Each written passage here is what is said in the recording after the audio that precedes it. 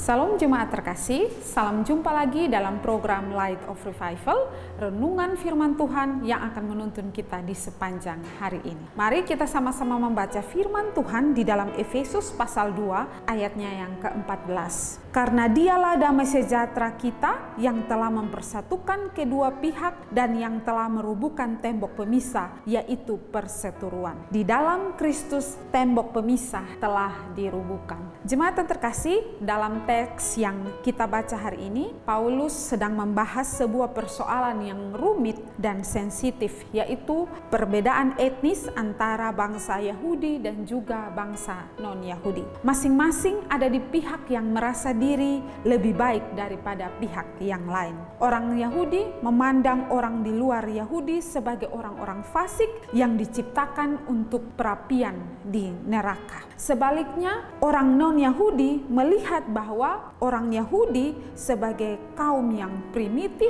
dan tidak beradab. Orang-orang Yahudi berdoa setiap pagi dan berkata, "Tuhan, terima kasih bahwa Engkau tidak menjadikan saya orang bukan Yahudi dan juga seorang wanita." Mereka tidak pernah mau makan bersama-sama dengan orang yang bukan Yahudi. Mereka memisahkan diri dengan orang-orang yang bukan Yahudi. Sehingga ketika Petrus duduk makan bersama-sama dengan orang-orang yang tidak bersunat, maka orang-orang Yahudi memarahi Petrus. Kisah Para Rasul 11 ayat yang kedua dan ayatnya yang ketiga. Nah, begitu pula dengan orang non-Yahudi. Mereka sangat bangga dengan budaya mereka, sehingga di luar suku mereka sebut tidak beradab, yaitu bangsa Yunani. Maka perpecahan antara orang Yahudi dan orang bukan Yahudi, yaitu orang Yunani, sangatlah dalam. Orang-orang Yahudi membenci orang-orang yang bukan berasal dari kaum Israel. Maka jemaat yang terkasih, Paulus menjelaskan di sini bahwa di dalam Kristus semua kita telah dibaharui. Kita telah dibaharui menjadi manusia yang baru. Siapapun dia, baik orang-orang Yahudi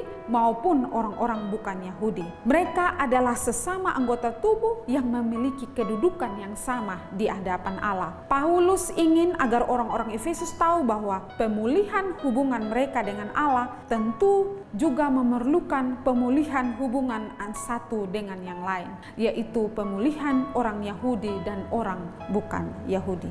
Karena itu mereka harus berusaha menjaga kesatuan dalam ikatan damai. Orang Yahudi maupun orang non-Yahudi tanpa Kristus sebenarnya adalah sama, berakhir dalam penghukuman. Demikian sebaliknya, di dalam Kristus siapapun mereka menjadi satu. Jemaat yang terkasih, di dalam Kristus bangsa Yahudi dan bangsa Yunani dipersatukan. Mereka melintasi jalan yang masuk yang sama, mereka memiliki tujuan yang sama ketika mereka ada di dalam Kristus. Di dalam Kristus semua tembok dirubuhkan. Di dalam Kristus semua kebanggaan duniawi dihilangkan. Di dalam Kristus semua yang bernilai duniawi dihilangkan. Yang tersisa hanyalah kerendahan hati, menerima dan mengakui anugerah keselamatan yang sudah Yesus kerjakan. Nah, jemaat yang terkasih, karya Kristus ini seharusnya lebih daripada cukup bagi orang Kristen. Tidak boleh ada perbedaan apapun yang mengurangi. Nah, jemaat yang terkasih,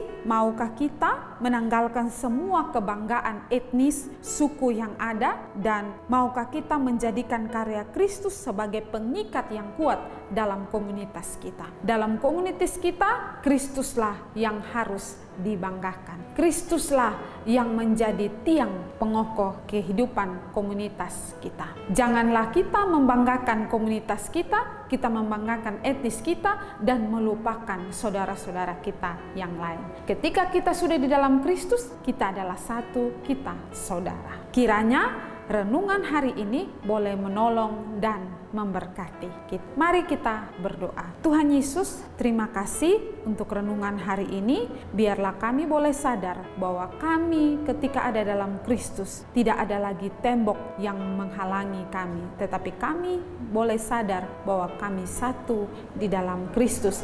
Kami mau merendahkan hati kami. Terima kasih Tuhan Yesus. Amin. Jemaat yang terkasih, mari tetaplah jadikan firman Tuhan sebagai terang dan pelita bagi jalan hidup kita. Tuhan memberkati.